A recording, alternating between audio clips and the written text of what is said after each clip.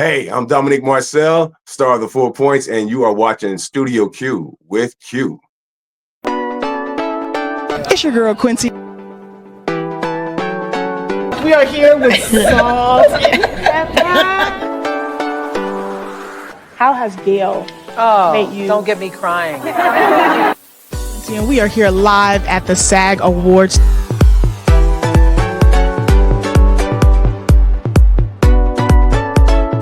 Leave a message. What's the biggest lesson motherhood has taught you? To be honest. Studio I'm the Q. Q in the studio. All right, cutie.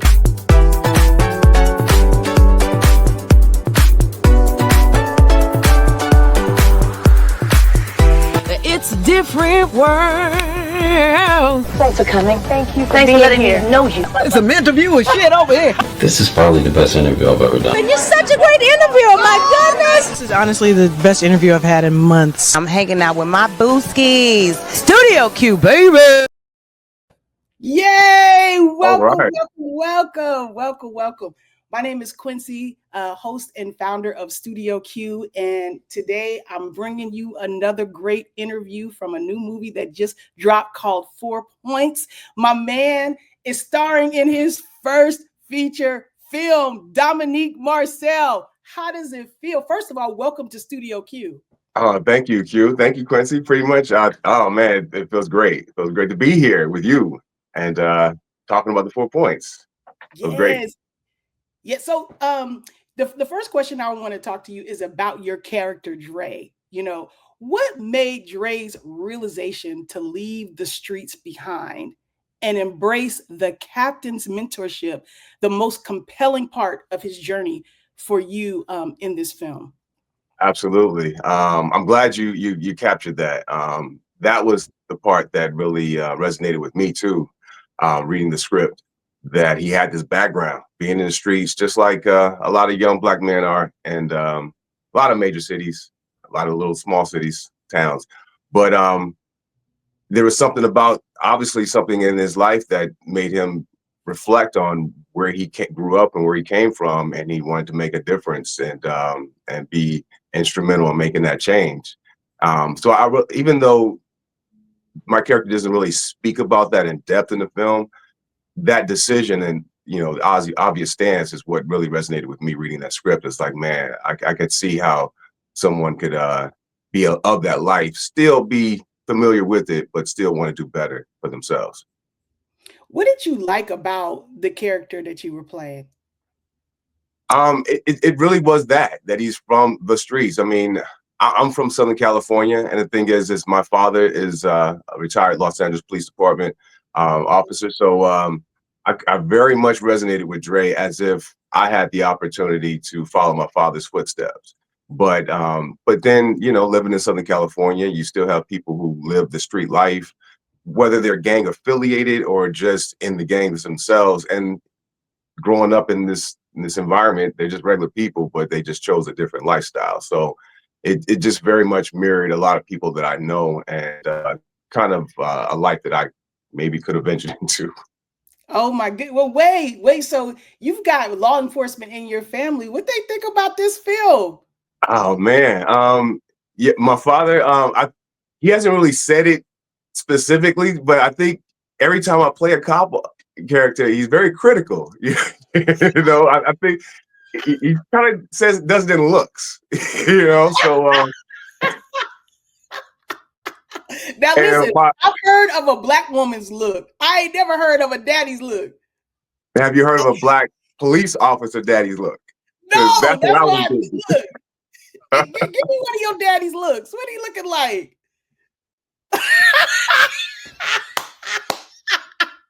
I hate that you asked me to do that because I knew it like that. And I actually portrayed it in a different film before that look. So can we talk about something else? I'm sending that to your daddy. Oh man, trust me, he gonna see it. But no, it's all fun.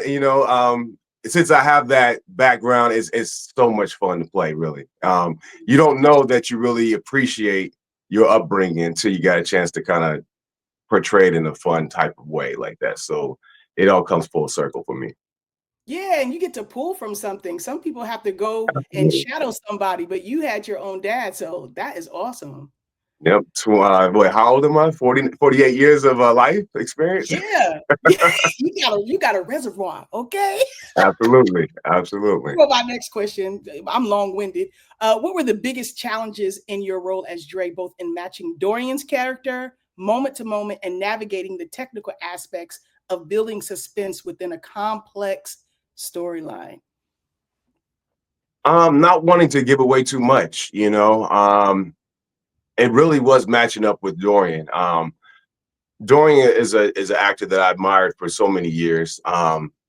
Myself, I mirror myself so much like the character of the TV show that he was a part of, Dream On HBO. Brian Benben's character, he pretty much was enamored with television and all the shows and everything like that. And I feel like I was that same character. And so to act in my first feature film with an actor who was in that show, it was just mind blowing and a little bit intimidating, but you know, we got to work and it was good. We took some time, just he and I, and work it out. So it was just a little bit intimidating, but once you kind of there, you just kind of start flying, and you know, all that stuff just kind of goes out the window once you're there. And we got a chance to kind of reshoot the scene a couple of times, getting at different angles and aspects. So once I was pretty much very much comfortable with him at that time, and pretty much appreciated his mentorship as an actor with so much experience in this industry. Nice. What did you admire about him prior to working with him? Like, what was it about what you saw in his work that inspired I just you? I just admire Dorian's performance and everything he's doing. I like his cool, calm demeanor, and I love the opportunity that he had in this film to portray a character that I haven't seen him portray. So I mean, I was rooting for him as well as just being a co-worker with him in this film as well, wanting to see his performance, wanting to see how other people receive him in this character. So um, this experience of the 4 Points was just great in so many different ways. I just can't say enough about it. And what is the difference from when you were doing background work? Because I'm sure every actor has done some background work from Absolutely. now, like starring. Yeah, it is pretty much full circle. I would advise anybody that's curious about entering the movie making, filmmaking, possibly start off with background, because you get to see it from the lowest level, from the lowest tier, and you see all the mechanics of how a set works. And it's not really dependent on upon you. Sometimes it is when you need to make a cross or something like that as a cue somebody else's action. But that's a good experience to get you going. And if you really have that bug that's bit deep in your skin, then it will get you going and want to get in front of that camera, be the guy that actually says the lines. As many background people know, we love it when we're given the opportunity to say a line, whether it's hello or something like that. That's when we know our wings are starting to spread. And man, I could tell you a story where my wings started to spread and the background experience that hasn't been released, but man, it's in the back of my mind, and I just laugh about it all the time. Well, what have you borrowed? Like you said, that's the best way an up and coming, inspiring actor can get their legs. So I remember talking to Will Downing, and he said the same thing in the music industry. Like, sing background, sing with groups, like, learn what goes to make the actual show before you are the one headlining. So what in your background work has helped you be in this role at the capacity that you are?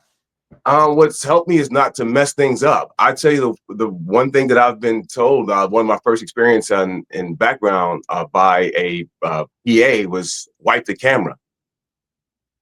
So not having much experience, I'm thinking I'm about to actually get a cloth and wipe the camera, but no. Of course, we all know that's just a slightly pass right in front of the camera, but things you don't know that if you don't work background, or experience somebody else making that mistake, So you watch others make mistakes.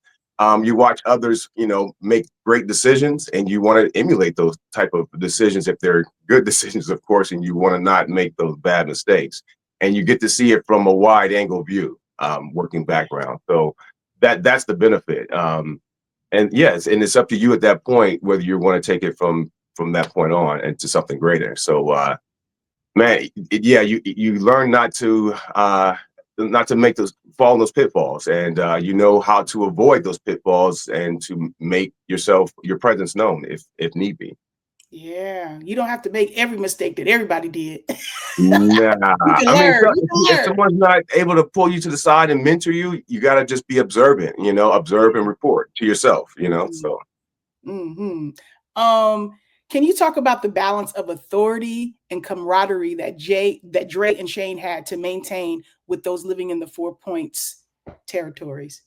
It makes me think about the term son of a gun, being a police officer's son and having friends who just live their regular lives. They may do a little, unlawful things. And sometimes them knowing that you are the son of a police officer, they think that you're inclined to go report everything to your dad or something like that, when it's not like that at all. So it's wanting your friends to embrace you as just a friend, and then also knowing that you yourself have your principles that you're not willing to cross because you had that upbringing to know right from wrong. So that's another aspect of the 4 Points that I've very much resonated with. Even though Dre has already, made his decision, I can just imagine just being just a friend of somebody in this environment, and just trying to have camaraderie with people in your neighborhood, so that they don't fear you, they don't intimidate, are questioning you, and you can just exist just like anybody else. Yeah, I think maybe this scene can add some context to what you're talking about, because it's you and the actor that plays Shane, and you guys are meeting with some of the people in Uh-huh. 4 Points. So let me play this so people can kind of see what you mean. That's good, Dre. Been a minute. What's good with the team? What up, Cool Whip? What you just said to me? What's good? Hey, chill your You boy. just said to me? Relax. T, let me talk to you for a second, bro. All right. Look, man, I ain't trying to get in your business or nothing. Just want to know if you heard about what's going on down here, specifically with Hard Time Locos. I know all y'all fools is connected. Man, even if I did know something, that ain't my business to share. You know what I'm saying? I can't share that with you. Okay. Gotta let you know, we about to bring the heat down real soon on everybody. I don't want none of my old homies caught up. I'm just saying. Look, man, when that time come, we'll cross that bridge. See, I know you got your little business and shit, but we got ours. All right? All right, man. Hey, yo, Ripper.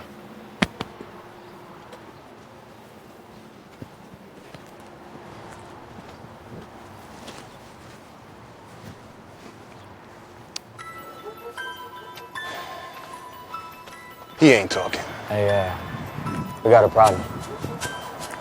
Very snooping around. And that's how it be, don't it? How it be. That's how it be. Sometimes, you just it's just mom's the word sometimes. And the unspoken word it says volume sometimes. May sound contradictory, but that's just how it goes. Yes, absolutely. Let's see. You've mentioned that power and control are always at play in this film, and we can see it at all levels, from the gangs to the police to everything. After watching, whose perspective do you think audiences will connect with most, and why? That's a very tough question. It's a very tough question, because even in breaking news right now as we're speaking, there's things that are parallel the story right now with people in this environment, that may seem like they're a pillar of the community, but the law enforcement tells us different. So, and if they're perceived as the pillar of the community, I'm sure the community sees them as as someone positive. So it's really hard. We all want a stable community where we have law enforcement there to protect us in case when things go wrong. And I don't know if I really have a good answer for you, because I think people can see both aspects of it. And it's so crazy that, man, breaking news that we're kind of seeing this right now, at least in here in Los Angeles. So, and that's just one thing where art imitates life and life imitates art sometimes. And it's funny because we filmed this film quite some time ago, and to see this stuff happening right now, and within our news, it just goes to show that these stories resonate, truly sometimes. And sometimes they aren't just a work of fiction, even though we create it as a work of fiction. And it's the people in between that have to navigate these environments. Mm-hmm. Oh my goodness. Wait, what's the breaking news in LA? I would speak a parallel to,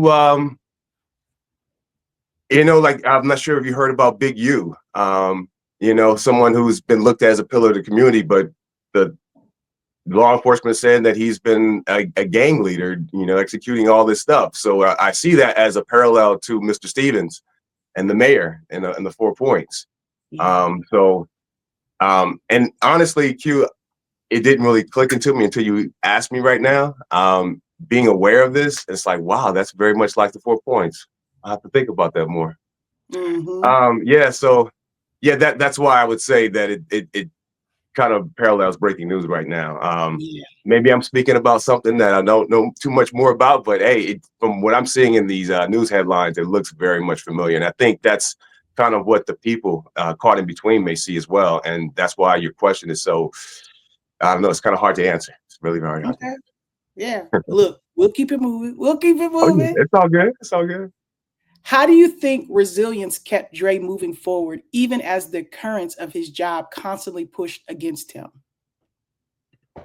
Man, sometimes when you grow up and you don't have a strong family foundation, and as a young man, you kind of kick yourself in the ass and you want to just create that for yourselves. And I think that's what happened with Dre, with his family foundation taken away from him and not really understanding the details of why it happened, and someone willing to embrace him and take him in and mentor him. I'm sure he decided that, hey, no one else is looking out for me, so let me take this avenue. And not having that foundation for a lot of people, they make those decisions. I'm glad Dre was able to see that, and he's looking out for people that he grew up with that may not have that same type of upbringing, and that's why he's reaching out before things really get out of hand, and reaching out to say, hey, it's best that you deal with me before you deal with people that's not going to have too much empathy in your situation. You know, and it's Dre kind of paying back that lifeline that may have been extended to him as well. So I like that type of continued storyline with reaching out to the youth and to the troubled youth, and giving them a second chance, or at least giving them that last chance before there are no more. Mm-hmm. Well, you learned about this project through friends connected to the director. How did you ensure that you made the most of this opportunity without dropping the ball? Man, I definitely wanted to make my man Marty B proud. Marsell Baber is a man that I met that I would say Marsell probably lived a little bit of the street life, and he saw something in me that he wanted to just befriend me, and I always appreciated that because I was nothing like him, but us working in the same environment, he had no qualms about just making his presence known and becoming my friend. And to this day, man, if my voice gets a little choked up because I appreciate that man so much, and I love him and his family. I got a chance to work with his father and everything. So him being the extension to allowing a great milestone in my life to become true, I'm forever indebted to Marty B. And that's how I like to refer to him, Marty B. Because that's my dude right there. And the first couple of days of filming, word got back to him that I might be doing a good job here, and that's what just made me feel so good and feel comfortable to continue to perform as an actor in this role. And so really just wanted to make Marty B proud. Nice, nice. And like it also shows just how many kind of ways you could get jobs. You know what I Yeah, mean? Just the connection and the community of people. yeah. Sometimes you don't always have to do it the professional route and send yourself out and compete with a whole bunch of other people. It's the people that's always been looking out for you from day one that's going to be giving you those opportunities. So that's my boy Marty B right there who looked out for me. So And that's why I appreciate him. what did he has he seen 4 points? Absolutely. Absolutely he has. Well, And, what did he think? What did he think since he was the connection I'm gonna keep that or between the me and Marty bridge? B. I'm gonna keep that between me and Marty B because it was that Oh, conversation. I don't want to make a fool of myself on your interview right now and drop some tears in my eyes right now because that's my dude and that's all I need to hear from him. And yeah, it was just great. So oh. So he liked your performance. That's all I was looking for. yeah, he absolutely did. So That's all. That's it. I ain't trying to make you cry. no, because it's sometimes in life we don't get a chance to reach our milestones, you know. And whether another one reaches again, I know that I did, and it's because of Marty. It wasn't because of an audition that I sent in. It was because of Marty. So I love and the fact that it's your first, even if you wanted to, you couldn't forget. absolutely. Yeah, I love that for you. I love that. I love that. Um, what made stepping into Dre's world and the 4 points feel second nature to you, and how did that help you embody this character? I know so many people like Dre. I could have been Dre. I like the fact that I just like the fact that he is Dre. Everybody knows a Dre. You know what I mean? They Um, do. yeah, I mean, and in LA, it sounds silly to say, but every day is a Dre day. You know a Dre. We've been enamored with the music for 30 years and such. So it's just man. I'm always remember this character Dre always as I further my career in acting and everything like that. So uh, because I feel so much like him, um, and even still, I think about some of the personal decisions that Dre has made being from this environment as far as a companion and his fiance. People may question that, but if I was to be critical of Dre in any way, Mhm. that he may be overcompensating in that way. I don't know, but he wants to be so straight and narrow. I don't know. But hey, that just shows you that Dre wants to make a difference. If you can catch, in between I what he's caught it. saying. Look, I caught it. All right. So, I mean, Um, it's typical though, right? I mean, I don't know, yeah, but I yeah, love it. I mean, Janine was yeah. a great It adds layers. actress to play Everything there. So, it adds all kind of layers. Like what I loved about this movie is how so much of it was like the storyline was strong from the beginning to the uh, middle to the end. Then seeing little things like what you threw and I hmm caught. I'm like, okay, so we got all kind of different spins and runs and yeah, it definitely, the only parts I closed my eyes on was the violence. I was like, oh Lord, no, oh no, no, oh yeah, no. But it's yeah. real. And my man Roger Razzo, he got his son played the character of his son in the film, and to have his son portray being killed, it was real touching for everybody on set. And Mhm. so even his moment at the end of the film, that's when I release all you know what am I saying? I don't know. His moment in when he finally gets his comeuppance, as an audience member, I'm like, yeah, it's like because Mhm. it just really draws you in. You want to see people receive justice, and in that moment, he took his justice. So, yeah, there's so many aspects of this film that I just applaud everybody with Kevin and Raul with the story, Raul with this direction and everything like that. Choosing everyone involved, it's just I'm just so proud of this this project, The 4 Point, so much. And you one of the stars. You know, come on. I mean, yeah. You high up on that call sheet. What? I guess I was. Yeah, no, guess is. Thank you. In this film, people wear different masks depending on the situation. And you said that deception can make it easy to overlook simple truths. What moments forced Dre to confront truths he may have had? I think probably the arrogance of thinking that he could just go back and talk to people that he hasn't had connection with in quite some time. Because in all actuality, he doesn't get the answers he's seeking. And those are the truths that Dre didn't really understand, that he couldn't just step back into that world and think that everything is just buddy buddy. Everything may seem kind of cool, but ultimately what you came to get as an officer is not going to be easily just given to you. And people have their lines, whether they know you or not. You know, they may look at you differently. They may shake your hand. They may say, "What's up?" You know, but you don't know what they're really thinking. And I think Dre kind of got an understanding of that. And definitely when this whole time people knew some information about him personally that he didn't know, that he might have been just a fool this whole time.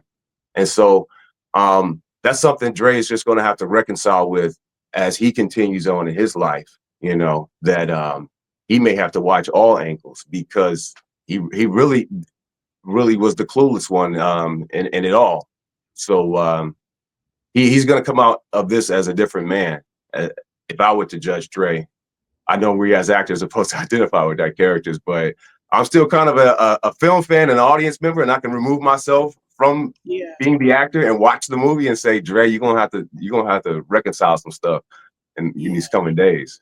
Yeah, something just really stood out to me about what you said about the arrogance of people thinking that they can go and just fit back, you know, into the scene. Can you just talk a little bit about that? Have you had that in your real life? Like, you know, where people think they could just, it's been a million years, but because I need something right now, we could apply that to almost anything. Yeah, I mean, I can't say a personal experience, but I can imagine people reaching back to old loved ones, you know, old lovers. You know, maybe if they experience some family issues, maybe that person was close to you and they actually gave you some feedback, but you haven't talked to them in a long time, and you think you can just like, nah, we don't got that connection no more, you know. So you know what I mean? It's like, I'm surprised you got the number still. I'm surprised I even answered. So I can just see that in so many different aspects of life, that people you think you still cool with, you may not be. So that's why you always have to check in, you know. In so many different aspects, you have to check in with people. But just to check in that you're still cool with people, you might need to send that text. You might not need to send that text. You might need to make that phone call. You know, you better say that in 2025, because we live in a text-driven world. Don't call me, leave a voicemail. No, sometimes you need to break through and call. Yeah. And honestly, if you're getting a lot of no answers, that may be the answer, you know, because some people want you as a textual friend, you know, that may be the answer in itself. So, yep. Yeah. I love that. Now, you've described Dre as a man torn between who he's become and who his past environment shaped him to be. What do you think was the greatest personal cost he and Shane constantly faced? Personal cost. You know, I think the personal cost is how the streets were so brazen to reach out and teach them a lesson. And I think the personal cost is the new connections in their lives that are different than the lives that they may have connected with in the past. And I say specifically their wives, or their fiancés. In Shane's situation, his wife, and Dre, his fiance, that could have easily been them that were victimized, you know. And so when you're part of law enforcement, you know, man, you're making me recall some situations when I was a young kid, when my father had to be careful, living in the same environment of the area that he was patrolling.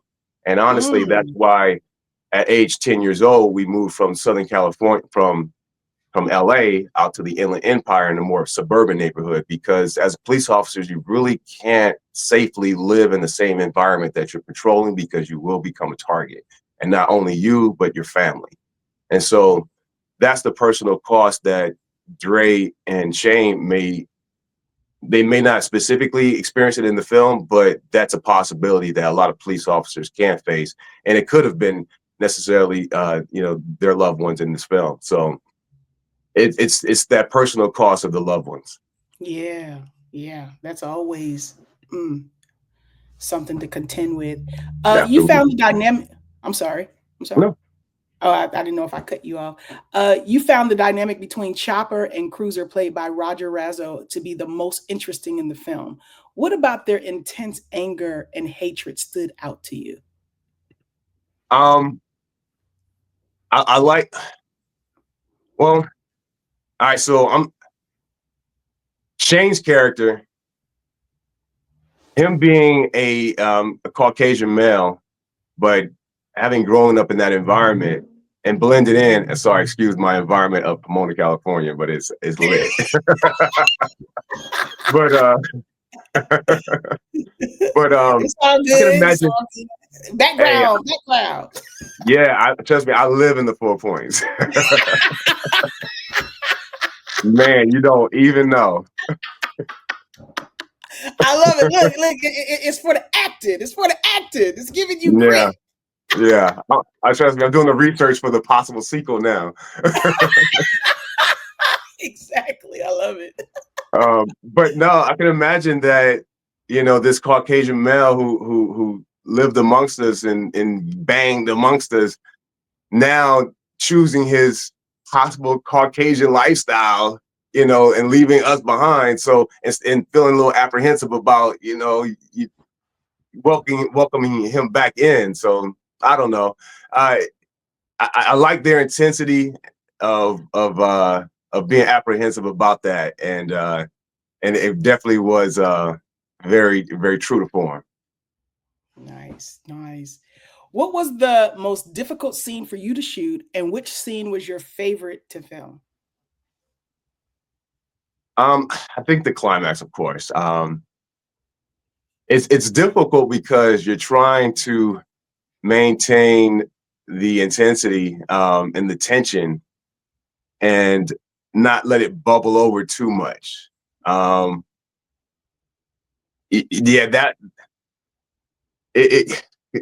plus you got all eyes on you. You got the whole cast and crew right there in that scene. There's just a lot of moving parts, and so a lot of stuff is being revealed in the moment. And so and there's even stuff that I think I wanted to say that I didn't get a chance to say, but still, as it is, and that's just wanting to add so much to that moment. But sometimes you just can't add too much. We did shoot the scene twice, and we came at it from different angles. I think it might have been technical issues, but that scene, the climax, was it was only difficult of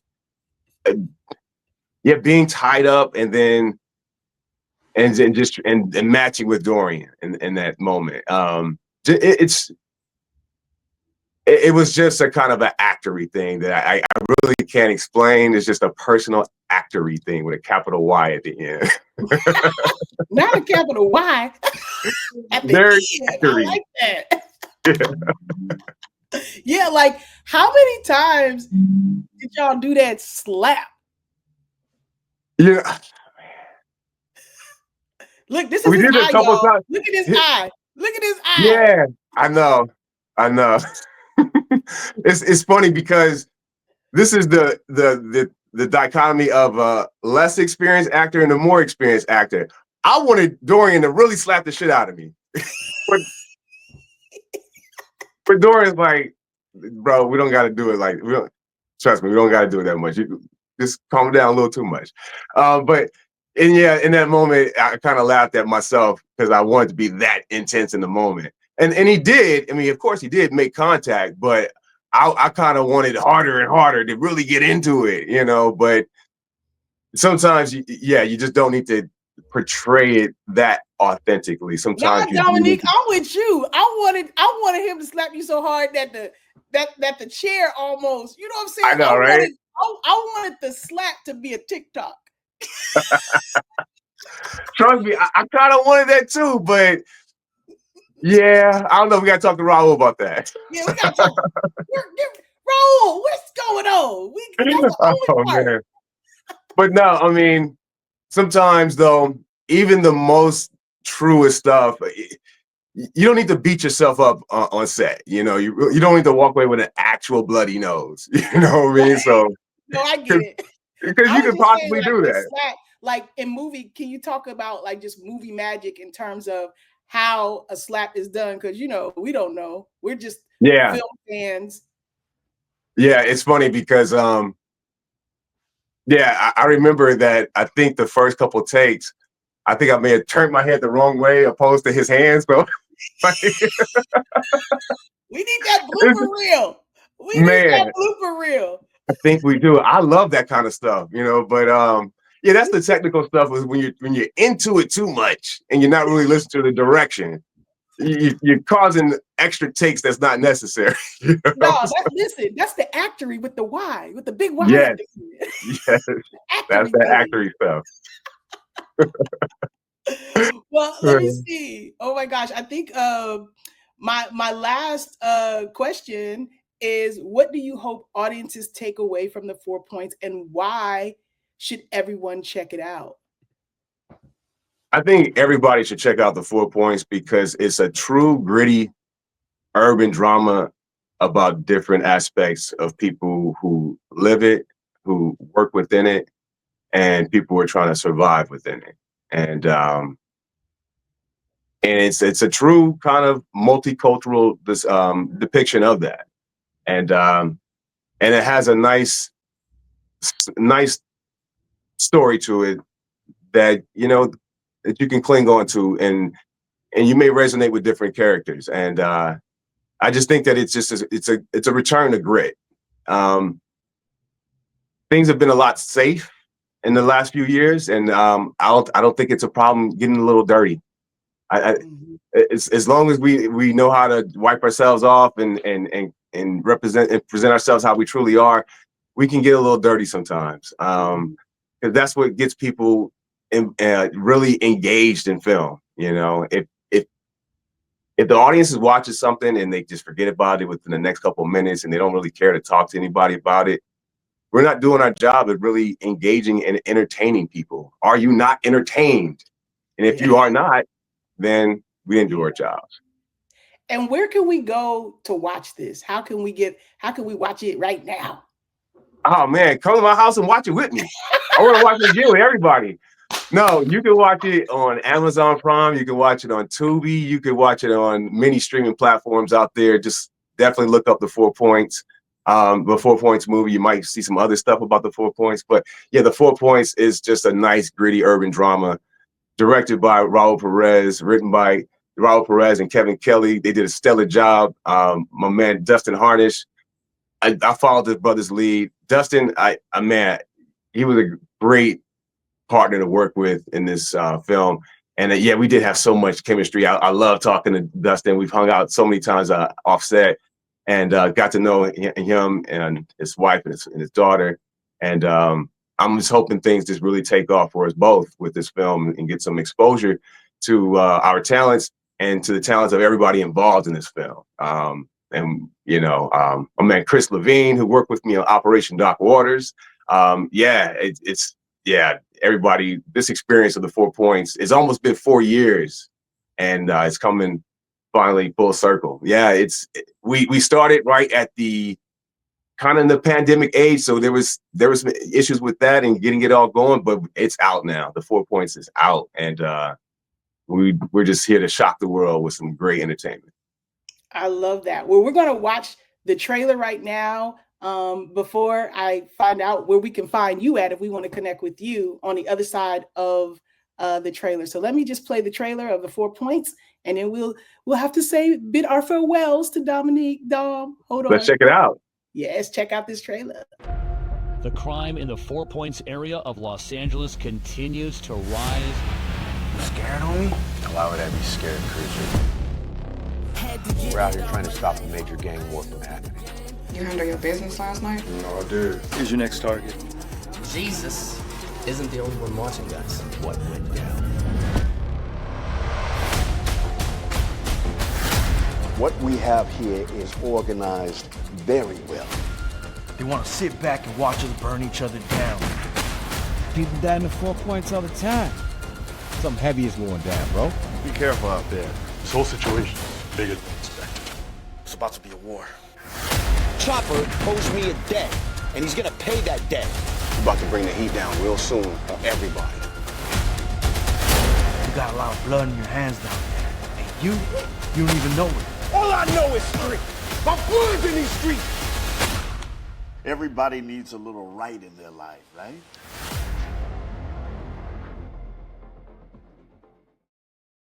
Come on with the trailer. Yeah, that's a trailer right there, boy. That's a trailer. That's a trailer. Oh my goodness. It's been such a joy to talk to you, find out a little bit about you as well as the film. I'm so happy that I get to interview you on your first feature film, because who knows? And who knows? I could be like, when he wins his Oscar, right? I got to interview him about his first feature film. Okay, you know what I'm saying? We got to put it out to the universe. Thank you so much, Quencie. Oh man, I'm feeling the vibes right now. I'm feeling them all right now. Trust me. Oh man. Listen, if you don't claim it and believe it, who else? I know, right? Absolutely. You got to believe it. All I'm saying is, I got footage from 2025 when he did his first feature film that took 4 years, that started during the pandemic, came out. Come on, I'm already setting it up. Hey, Quencie, I thank you so much. You are my first interviewee, or this is my first interview experience of someone wanting to talk to me. So you are, this is lovely. This is lovely. Thank you so much. Want to talk to me. Yes, absolutely. Listen, it's an honor. It's a joy. I'm happy for you. I wish nothing but the best for this film. I hope it goes far and wide and touch so many different people. I love the storyline. My favorite line in the film is, "Oh, you Marcus's boy." "Oh, you Marcus's boy." Yeah. I'll trust me. Dorian, he put his foot all into that. He put his foot in the heavy gas with that one. So I love everything he's doing. He's completely different than what I've seen him. So he definitely earned that favorite moment for you. Listen, you guys, when you see the scene of which I'm talking about, you're not going to see Professor Ogilvy whatsoever from the Parkers, okay? It's giving Denzel from Training Day, okay? Damn. That's what I'm talking about. Yes, it's giving that. It's giving that. Listen, it's Dorian Wilson all day. All day. I was kind of shocked. I mean, I know he's done so many different things, not just comedy, but one of my favorite things is him being Mr. Ogilvy. So I was like very impressed and wow, because the two scenes that he had were so drastically different. So, yeah, I mean, I'm hoping his fans from the Parkers see him in an absolutely different light. So yeah, I'm really happy for him in that aspect. Yeah, and I'm happy for you that you got to work with him, that you got to star in this film, and that we're claiming nothing but a successful run for it. Honestly, it wasn't the first time, actually. Again, with background, my first time working with Dorian was actually working background. I was a referee working on his show, Belle and the Bulldogs. And so in between takes, I did kind of take a moment to say, hey, I've been watching you for years on Dream On and everything like that. And then a few years later, we happened to be working on the 4 Points. Studio Q show, now you know.